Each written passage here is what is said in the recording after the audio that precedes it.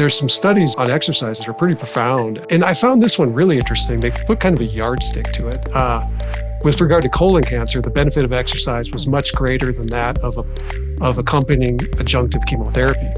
Right.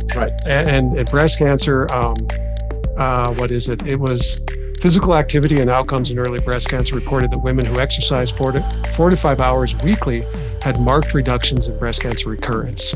And this is something, again, that I don't know how much oncologists talk about this. I assume very little when especially early stage, and talk about the need for exercise.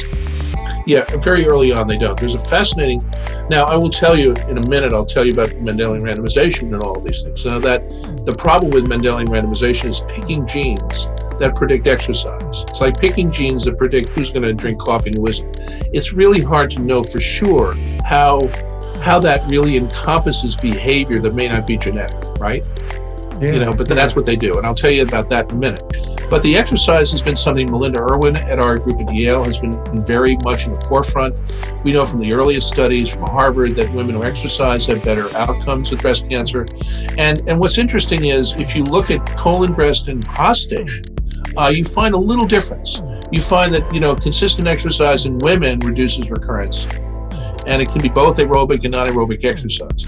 In the prostate cancer, it was the intensity of the exercise rather than just the duration.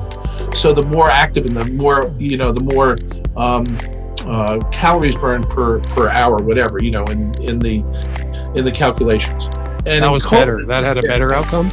Yeah, okay. And in colon, It was interesting. They found in some of the CLGB studies from Jeff Meyerhart that if you started to exercise at diagnosis and never exercised before, it actually improved outcome. If you exercised up until the time you had diagnosis and then said, I give up, it didn't work, and you stop exercise, your recurrence risk went up. So it's an argument for not stopping exercise if you did, and even if you didn't, to start exercise after, because it has a really profound effect, about a 23-30% improvement in outcome.